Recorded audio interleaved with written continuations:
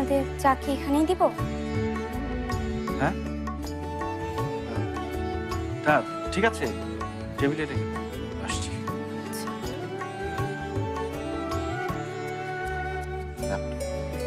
চা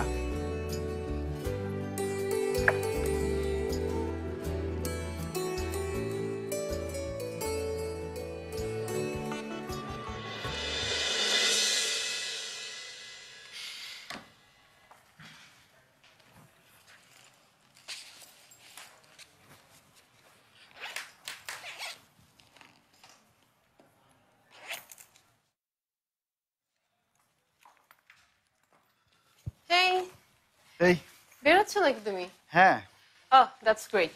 চলো, আমি ওইটা বলতে এসেছি আসলে। মনে আছে সেদিনের ডিনারটা বাকি আছে? আর হ্যাঁ, লং ড্রাইভও তো বাকি। আসো আসো তাড়াতাড়ি। কিন্তু আমি তো বাসায় যাব। বাসায়? এত তাড়াতাড়ি?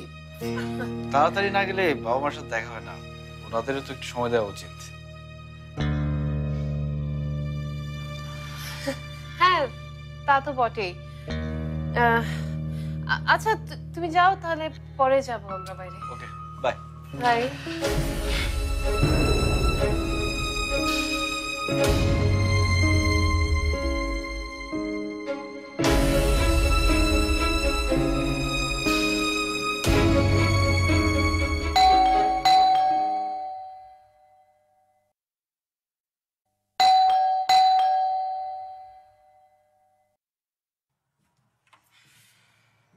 ভাইয়া আপনি? সবাই কোথায়? আন্টি তো মার্কেটে গিয়েছে। ও, আর আর আর অন্যরা? আঙ্কেল তো হাঁটতে গিয়েছে। ঝুমুর কই? ভাবিও আঙ্কেলের সাথে হাঁটতে গিয়েছে, এই সময় প্রতিদিনই যায়। আগে আগে বাসায় না এলেও দোষ, আবার এলেও কাউকে পাওয়া যায় না। জি ভাইয়া। হ্যাঁ, না কিছু না। ভাইয়া আপনার চা দিব? না।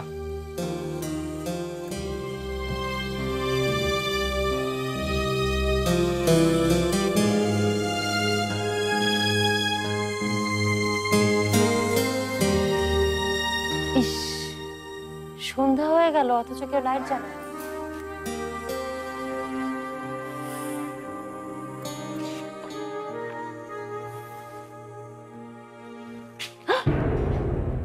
আপনি?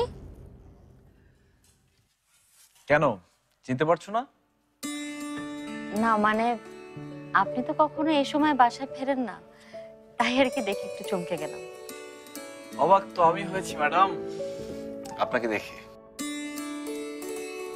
ভাগ্যিস কণ্ঠটা পরিচিত ছিল, তাহলে তো চিৎকার করে উঠতাম। খুব খারাপ হয়েছে না? আমি আসলে মাকে নিষেধ করেছিলাম যে এরকম কালার করা দরকার নেই, মা জোর করে রং করে দিল। একটা কথা বলি? না না না, আমি কালকে গিয়ে পার্লারে আবার আগের মতো রং করে ফেলবো। ঝুমুর, তোমাকে খুব সুন্দর দেখাচ্ছে। রং, কালার, এগুলো তো লোক দেখানো সৌন্দর্য। সবচেয়ে বড় কথা, তোমার মনটা অনেক সুন্দর। তারপর কি করলে তোমরা মা মেয়ে মিলে?